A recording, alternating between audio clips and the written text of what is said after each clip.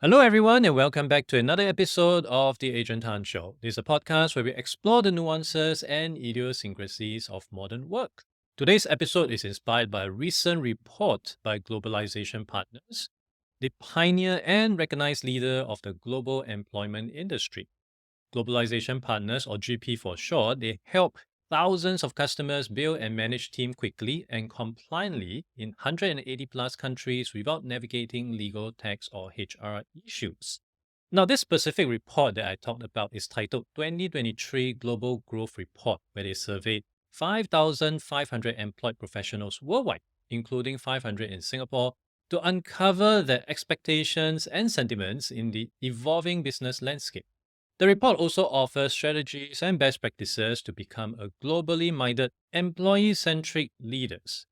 So, some of the key findings from the report, and some of it really stood out to me. Firstly, is Mm, 9 in 10 Singaporeans aspire to join global companies for better pay, travel, and diversity.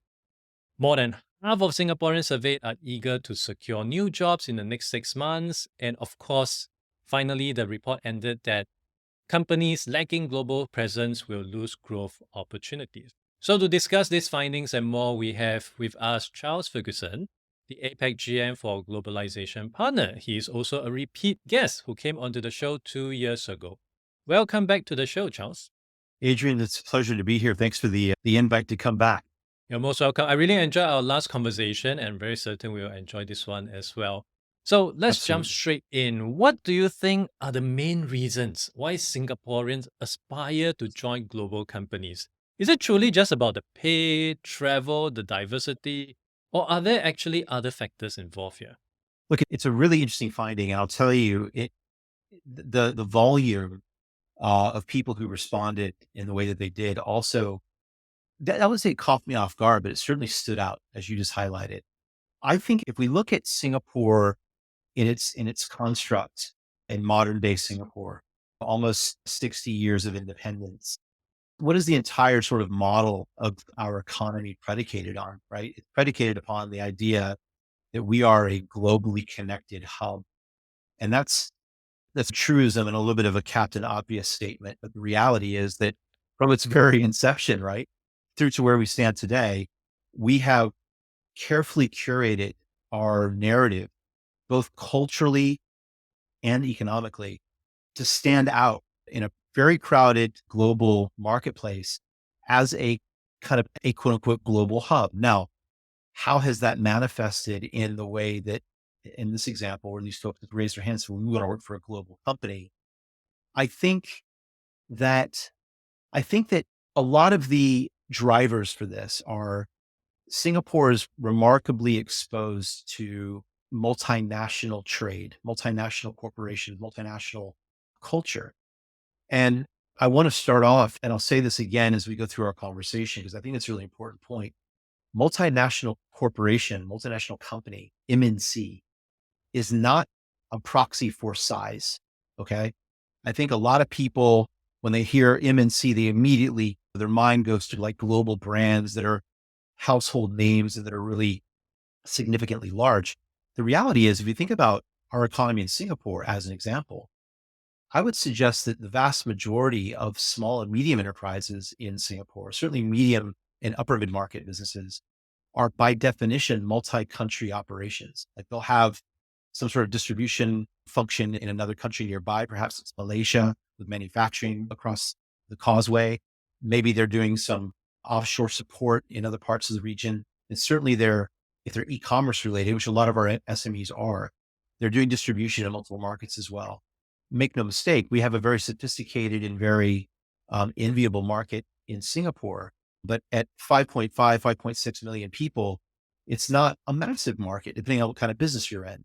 So a lot of the, I would say, preconceived notions, and certainly some of the more valid, congruent and near term notions around, what did they say? They said, we want to consider looking for opportunities in a global business or a multinational business because of the perception of better pay and benefits, because there are options for us to travel or even possibly work abroad.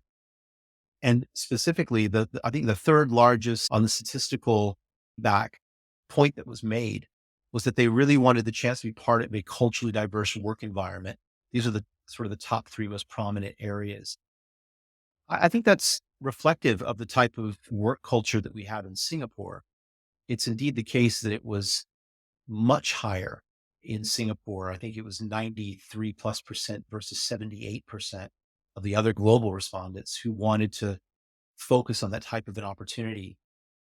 So, look, Adrian, the first thing you called out was the most prominent piece of feedback that we got, which was pay and benefits. I think it's the focal point on benefits over pay, because pay in Singapore comparatively across the rest of the region is actually quite high. But benefits, an area where I think there's a lot of nuance that we could start to unpack if we wanted to. And that doesn't necessarily equate to financial benefit. There's also a ton of benefits that particularly younger workers are looking for right now around empowerment through choice and access to information and training. And that cultural diversity piece does play into benefit to a very large extent. People want broader perspectives and different sorts of working styles to be effective. Does that kind of help to frame a little bit of what the respondents were on about? Oh, yeah, definitely. And I think being small doesn't mean just pure disadvantages, because being small Totally also not. means that you can react with nimbleness. And like I said, there may be things that are a bit more intangible. You can't really put a monetary value behind it. But if you expect big, gigantic, multi-country company with 100,000 headcount to make a policy change just to accommodate that, you probably have to go through three generations or so. So there might be merits. And I do understand that you have been an employer and business owner or small business. We'll come to that later on. And perhaps Yep. from there, we can discuss what are the key difference that you personally have observed. The other thing that I really want to get your take on is this other finding, which is on the level of eagerness among Singaporeans to secure new jobs in the next 6 months. Now, firstly, do you think this is a sign of dissatisfaction with their current employers or reflection of the changing market? But before you even answer that, I do want to point out I always have been hearing this 6 out of 10, 7 out of 10 Singaporeans want to change new job and all that. But when I look at all my friends, if I take Yeah. a random pool of 10 of them, I don't see many of them changing jobs. Is it just because Singaporeans, just like myself, tend to whine a lot, tend to complain a lot, but when in actual situation, they don't really take action? Look, that's an astute observation for the listeners who are familiar with some of our colloquialisms. I do think it's a careful mix of a little bit of kepo and a little bit of kiasu together. And to define that, what I'm referring to is it's wanting to see what everybody else is up to. That's that kepo side, what that focus, that curiosity on the one end of the spectrum. And on the kiasu side, it's I don't want to miss out. It's a fear of missing out, the FOMO characteristic, right? And I don't want to use that as a dismissal or trivialize what you've just called out. I would suggest to you that indeed it is the case that people in Singapore are particularly exposed to a large amount of opportunities. And in those opportunity spaces, there's a lot of acute interest in where the opportunities lie that are, let's say, outside of the local marketplace. And because all of these global opportunities are becoming manifest in our market, look, if you look back, say, 5 years ago, it was a lot of businesses were very focused on entering into the Asia Pacific market almost invariably by either going to Australia. If it was like an American or European company, that would land in Australia and use it as a proxy for kind of let's call it like a diet entry point, because there was a lot of analogous comparisons to their own home market, Canada, UK, US, et cetera. Or they would go to Japan, because Japan was perceived to be, it was the second largest economy in the world at the time. So it made a lot of sense. It's a very nuanced, a very dynamic, large market. Or folks would center in on the opportunity of China, and they would typically land in Hong Kong as the gateway to go in. Okay. Bearing that in mind, Singapore, it had a lot of cachet from an international hub point of view, but by and large, it was not the first port of call for most businesses when they were expanding into APAC. It was a port of call, but not the first. As we go through the arc of time in the pandemic, and I'll never say the pandemic is over, because it's certainly not, it has evolved to the point that it's at now. But let's call it the crescendo of fear, uncertainty, and doubt around this thing has plateaued. post the pandemic crescendo, and certainly given the extremity of the trade contest between the United States and China, and certainly the zero COVID policies in some of the markets, particularly in China, in our region, forced a lot of businesses to start focusing on favorable demographics like Southeast Asia. And as it relates to that, Singapore is seen justifiably as a safe haven, but also as a very favorable location for international expansion. So much so that I think our local population are always, they're loyal and they're focused. And to your point, you've got buddies that are staying in place. They talk a big game. I think that's Mm. fair. I think it's rational and reasonable to be looking out, but I don't sense a whole lot of attrition. And I would suggest that that's a healthy scenario. And this might seem controversial, Adrian, and you can please give me your comment. But when my team members in any company, whether it be at GP or any other business, have come to me in the past and said, "Hey, a headhunter pinged me, or I found this interesting opportunity," I would always encourage them to go have the conversation. That sounds a little bit disingenuous for me to say that, perhaps to some of the listeners, but I feel confident that if I'm providing an environment that is a retained sort of environment, that is a nurturing kind of environment, if I have a very clear mission and there's clear communication and transparency to take my team on the journey, that the folks that are kind of part of that are going to stick around and they see opportunities to learn and grow. If I'm not providing them for that, or if the company's not providing for that, then they should go out and look for other opportunities, right? This is not a marriage. This is an opportunity for their talents and our opportunities to merge together and create a career for the folks that work here. I think it's fair. I think over half is not wildly disparate to the same sorts of comments we got from other markets. It doesn't surprise me, but I agree with you, Adrian. I don't think that people are falling over themselves. I take a little bit of umbrage with the whole notion of the great resignation cliche. I think that we did go through a period of extremely dramatic calibration, reimagining our relationship with work. And I do think that if there are folks in the ecosystem in Singapore who are voting with their feet, it has more to do with the companies that they've been working with not evolving with the current landscape, and less to do with just wanderlust, wanton desire to find new opportunities from our working population. I completely agree. I think based on my conversation with many friends who are gainfully employed, I do hear them flexing, complaining about certain things. But 1 year later, Sure. when we have the same conversation, where are you right now? Still at the same place? You Yeah, don't really man. see them Well, moving? totally.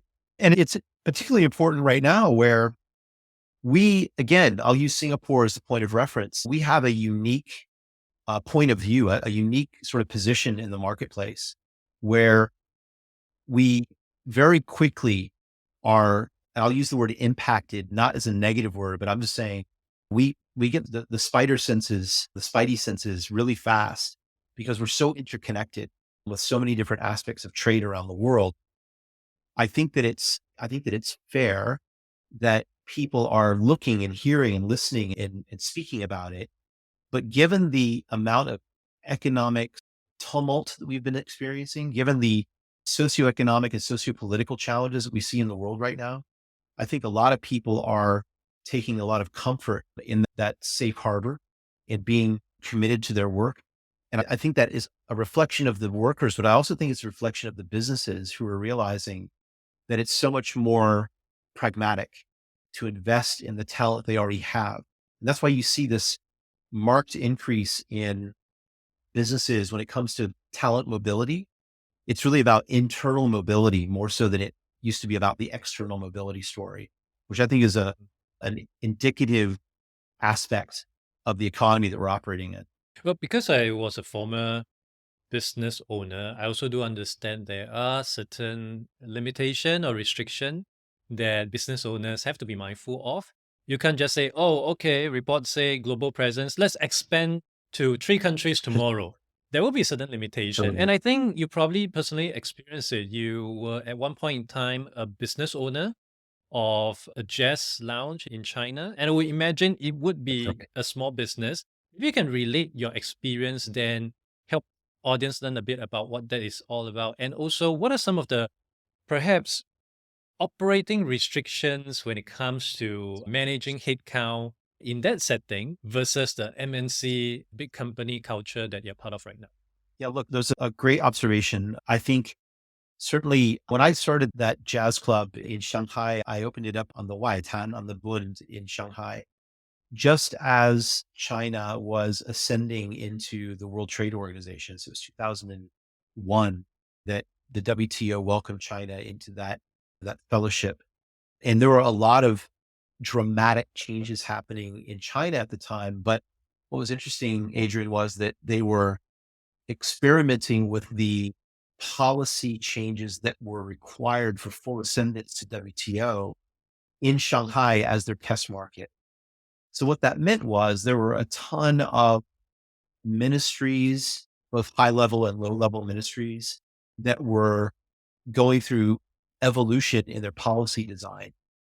And as you very well know, and I'm sure the listeners will know, China, it certainly is the case from every part of Asia, but it's acutely the case that in China, relationships are very important. The Chinese phrase for guanxi is incredibly critically important to understand and focus on.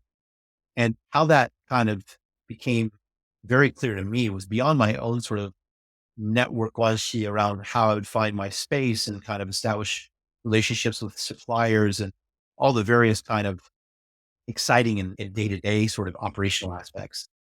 The guanxi story that kind of impacted me really dramatically was the fact that I did not calculate into my planning when I went through the process of following. At the time, it was a very serial process of going up the food chain to get your licenses, right? So you'd start with, let's say, for example, the health bureau to get your health license. And once you got your health license, you could go get your food handling. And once you got your food handling, you get your beverage, and all the way on up the line, you get tax bureau and the smoke and occupational safety hazard. There were, I think off the top of my head, as I recall, I had 17 licenses that I was supposed to Oh, go through. Yeah, 17 in a serial fashion such that I couldn't go to the end of the game until I'd gone from the beginning of the game. Right. And what I found was about probably 4 steps into the process, the top end of the pyramid in a classic Asian sort of hierarchical construct had started to rapidly evolve their policies to adhere to the new WTO standard. Whereas the bottom of the pyramid were still operating as business as usual.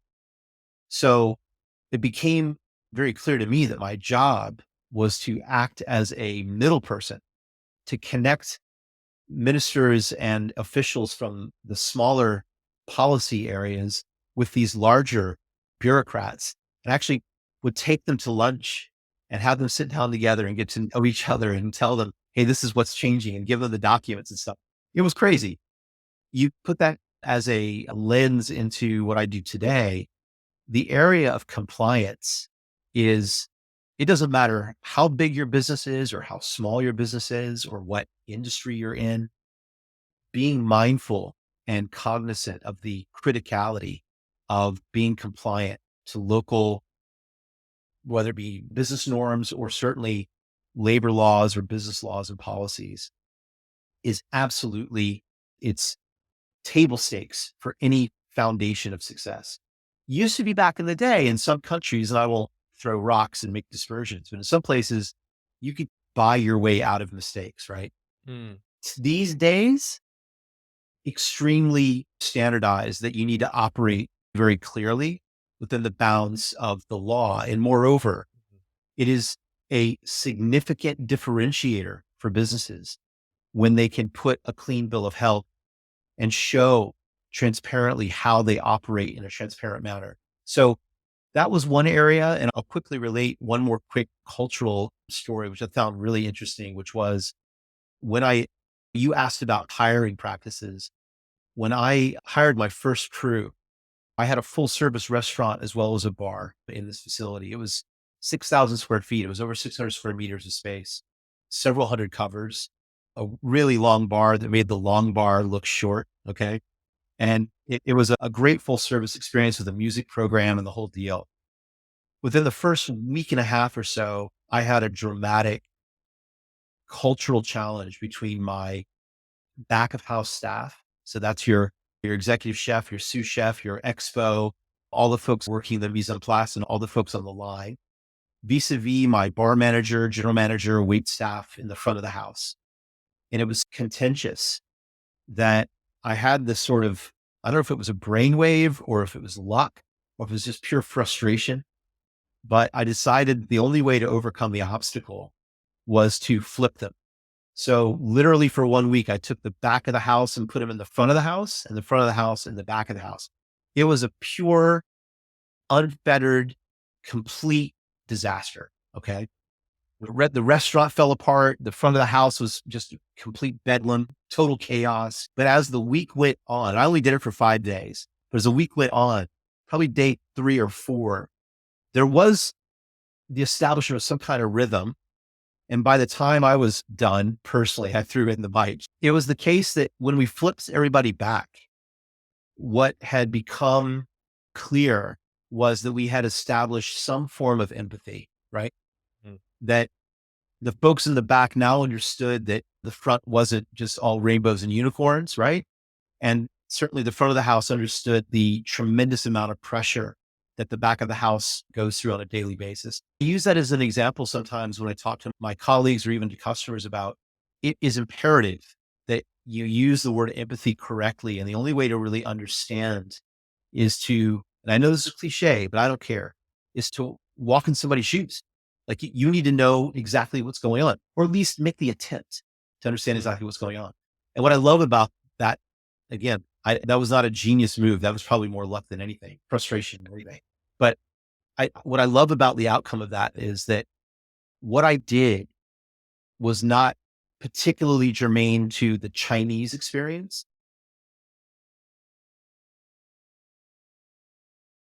Mm. nor was it germane to the Australian or Canadian or Mongolian or African. That was just a human thing, right? And some things that I think local businesses can learn and global businesses can learn is that it's not always the case that you have to be specific to a particular area or particular culture. Sometimes human nature is what you need to be thinking about and how you connect those dots on a human level. That makes people really feel respected and feel like they're part of something bigger. You know what I mean? Yeah, yeah, yeah. And I think in the best sense of scenario, that is really the most practical reaction you can have. Out of frustration, although you emphasize that I can truly relate to it. One thing I am interested to learn, in your opinion, if a larger company, let's say a jazz lounge chain, if there's such a thing, were to Yeah. go through the same experience as you, how different would it be for them to go through the 17 steps process and also in perhaps dealing with those kind of hiring challenges that you just mentioned? Because a bigger company with a bigger war chest, would that be significantly different in your opinion? Yeah, I think that it would. And I'll give you my opinion anyway of why that's the case, because I have experienced helping global brands expand. Okay. Not only through what I do today, but even as a leader in a business that was opening a new market on behalf of a global company. There are these sort of knowledge experiences that larger companies that have operated previously in another part of the world can bring to the table that I think are typically a little bit more process designed, process oriented, and perhaps therefore a little bit more standardized. And make no mistake, you can't operate throughout life, throughout economic expansion in a purely bespoke manner. The Pareto principle almost invariably will apply, right? Where you try to bring about enough scale through 80% standardization, and then you save that 20% on the tail end or even on the front end, depending upon the situation, but to be locally specific, to give you that leverage point so you can be impactful at the local level. As it relates to, you made the comparison or sort of the analogy of let's say a global chain of F&B, right? A jazz chain or whatever it might be. I think that any business that has expanded once, if they're led by any level of intelligent leadership, is going to learn lessons from that first experience. Not to say that you can paint by numbers, not that every country you expand to is exactly the same, because it's certainly not. But some of the overarching experiences that you're exposed to Mm, can teach you lessons that can prepare you for things that heretofore might have hit you broadside that you didn't see coming, right? It at least gives some light into your blind spots. I think that's really important. I think in that regard, it's very healthy and helpful to document these things, to try and put together some cookbooks, some recipe books for how to do certain things, mm, where you've seen gotchas, kind of FAQs, things that keep you attuned. And one thing that I've seen a lot of successful businesses do, some of them MNC, some of them new entrants into new markets, or maybe doing it for the first time. But when you encounter something and it catches you off guard, maybe it's caused you pain, maybe it's wasted resources or time or caused you some sort of discomfort. One of the most critical things you can do beyond what I just stated, which is documenting and making sure that you learn from those experiences, is share. Find in your community and your network other businesses that might be in the same genre or part of your extended network, et cetera, and share that experience, because paying it forward is not only the right thing to do, but it helps you to think about the experience that you've had and really frame it in a way that can be repeated. The knowledge or the lesson can be repeated. And that has value because at some point you're going to grow and you're going to bring on new people, and they're going to be the ones responsible perhaps for that new market or that local knowledge or whatever it might be. And sharing that lesson is so critical because knowledge is only useful when it's shared, right? One person having the experience and just keeping it a secret isn't going to help anybody.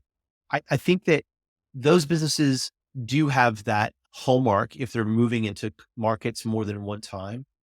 Additionally, I would suggest that some of those companies also become experts in the blending and integration and leverage of local knowledge. That whole think global, act local cliche, right? mm.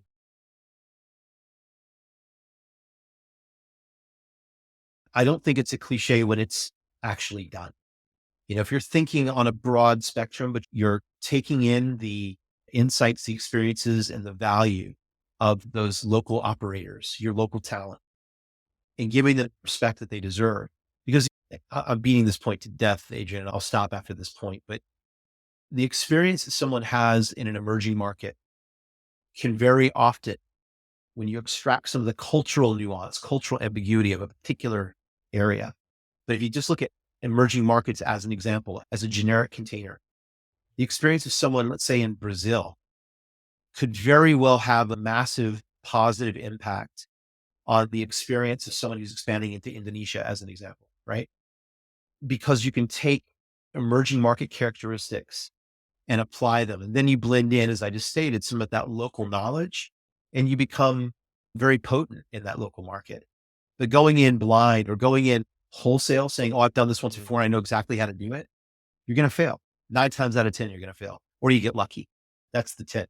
So big companies are not just rich in terms of their bank account, they are also rich in terms of experience, and all this combined would actually, well, put them to be quite a model employer. So given so, w- what can small businesses do to attract and retain talent, especially here in Singapore? Because it is so hard to compete against the bigger giants at the level of better pay, travel, diversity. What else can small businesses offer? I think that small businesses actually have, and you mentioned it, I believe, in the beginning, in the preamble of what we were talking about earlier. They have this unique characteristic because of their size of an ability to navigate around obstacles really quickly. And theoretically, again, they are able to, with that agility, they're also able to pivot.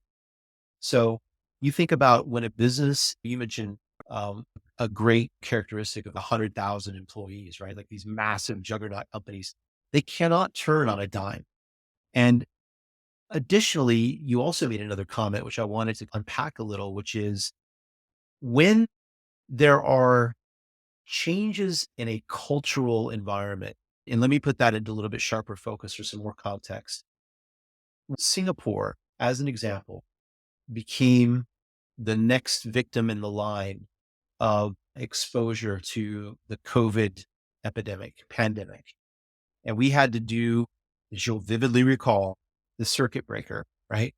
To the listeners who are listening to this who might not be familiar with the term, that was the full, unadulterated, straight up and down lockdown of the entire country. And companies, particularly small businesses, were able to very quickly become thoroughly remote. Larger companies, because of a whole litany of different characteristics that make it challenging when you're big, right? Really had to struggle and go through quite a degree of pain to get their security and their processes and the issuance of technology and all these other areas out there and aligned. Again, kind of a red thread that connects that comment is when you think about the adoption of technology. So a large corporation might not be able to pivot as quickly to a tool that is very obviously going to help them to overcome an obstacle, right? Because of the whole host of different internal challenges, machinations. If it's a public listed company, there could be, there's a whole host of things that got to go through. Yeah, A we are small reading about company, how bigger companies right now are so resistant to ChatGPT that they don't even oh, allow it, their it's, employees to use them. it's incredible. Look, I understand the trepidation. Okay. But we need to be conscious, we being the royal we, the all of us, okay, need to be conscious of the majority of the concepts that the Luddites followed, right, during the Industrial Revolution were not founded in any form of logic and weren't certainly getting them forward in their agenda. There were some ideas they had that were germane, fair, just as some of these corporations are doing the same thing. But you must have a culture of curiosity and experimentation. So it's not about ignoring or damning something like a chat GPT or an innovation like that. It's about how do we take this innovative idea or this concept and apply it to our business in a way that can give us scale more quickly because the whole world, as we all know, is changing so rapidly. So my point being, smaller businesses have that agility, have that characteristic. Additionally, it has a lot to do, Adrian, in my mind, with the type of environment or cultural affinity that a talent has with a particular opportunity. And to add clarity to that, what I'm trying to say is if I am interested in a multinational environment that's more of a, and I want to qualify before I make this comment.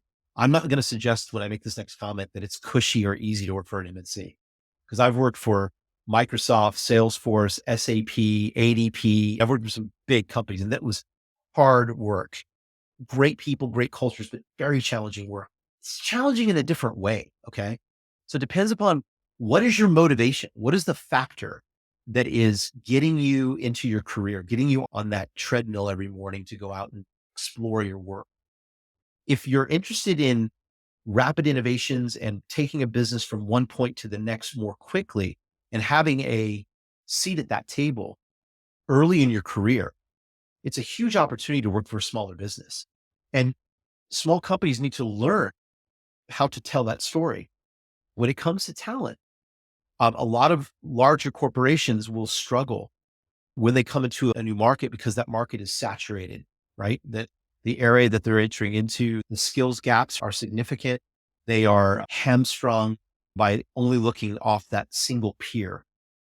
Smaller businesses, in my experience, most businesses these days, frankly, in my experience, are starting to realize that the global talent pool is their talent pool. They're no longer constrained to their backyard, to An Mo Kyo or Paya Lebar, right? They can go anywhere in the world to find that talent. They have to put a clever design and map into the way they do their work, the way that jobs get done. But that makes a small company just as competitive. Small software development house can be just as competitive when they're going out looking for talent globally as a large global national, depending upon how they sculpt their benefits and how they tell their story. I think it's exciting. So, one last bit from the report, which I found really interesting, is companies lacking global presence will lose growth opportunities, which is logical. On that Yeah. note, though, would that mean small businesses in Singapore must be global from day one? Isn't that too much pressure? I'm saying too much pressure from the point because Singapore is ultimately a high cost country. It's unlike you Yeah. starting from, say, India and then you expand to Australia, but all your cost base are in rupees. It makes sense. From Yeah. I Singapore, agree. expand to Malaysia. Well, I do spend less money, but I also make less money. So, what could small businesses look at in in the reality of things where, of course, I do have to expand beyond just Singapore. The market is just so small. But where are pockets of opportunities for them, especially coming from a country with a high cost base? This is a really important point, Adrian, that you raise. I think it's critical that businesses, regardless of whether they're in a high cost marketplace, like a Singapore as an example, or a more cost effective place, like let's say, for example, Indonesia or India, you mentioned India as an example, the Philippines, et cetera. There are a litany of different ways that these businesses can be quote unquote global without following that traditional path of global expansion. So what do I mean by that? I'll use talent, but I'll expand a little bit away from that in addition, because it's too easy for me to talk about like talent when that's what I do for a living, right? So let me give a couple of other areas of point of reference. I think there are areas of expertise. Let's use Singapore in this example, that our particular market has that many markets around the world do not have. So whilst we cannot punch hard on our domestic market per se, because of simply the fact that it's 5 million plus people, and you look at a market like Indonesia with 268 million people. So there you go, right? Or 5 million people in Singapore, 5.6 is less than the population of Melbourne here in Australia. So you've got some challenges there, but necessity is the mother of invention. So how do you think globally when it comes to, let's look at some analogous markets, right? Let's look at some markets that have characteristics that would be hallmarks of similarity, of potential for our market in Singapore vis-a-vis somewhere else abroad. Markets like what? Markets like Finland. Finland is a market of approximately the same size, approximately similar sorts of constraints.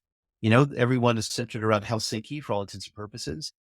It's a very innovative marketplace. It's a hugely dynamic talent pool, and it's a gateway to access into the Nordics, into Northern Europe almost instantaneously. There's a ton of connectivity between Finland and Singapore. Now, I'm not Finnish, okay? You can probably tell by my outrageous accent, but I'm simply calling out the fact that if I were a Singaporean company, one of the things I'd be looking for is what are some markets that I could explore? And by that, I say, hire a contractor, hire a gig worker, find a partner. We can do anything online, right? We can literally do anything. We can even form, run, and completely manage an entire global business without having stepped foot out of the swivel chair that you're sitting in your office in Singapore, right? It's completely possible. We proved it. Every single member of the working population in the information worker side of the economy over 3 years, right? No one can argue that it can't be done because we've proven it. It's empirically data driven that we've been able to do this. So there's this popular misconception that the idea of finding a partner or finding an outsourced employee is a race to the bottom called low cost labor arbitrage, because that's predicated upon the idea of this 30, 40-year-old concept of business process outsourcing, right? The BPO industry.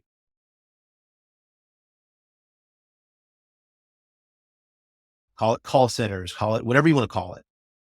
That is such a small sliver of the opportunity of what I like to call talent arbitrage. What does that mean? That means, example, you might not be able to find the top shelf data scientists that you want to find for whatever this AI company is that you're trying to launch in Singapore. And augmented intelligence, large language modeling, machine learning, robotic process automation, whatever flavor you're trying to build your business on top of.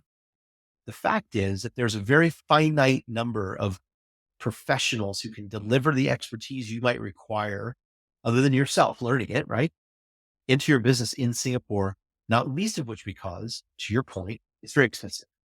Now, if the entire planet is your talent pool and you're willing to put in place some drivers in your company so that you can manage cultural nuance, linguistic subtleties, and certainly time zone challenges, you can find exactly what you're looking for in 192 other countries on the planet, right?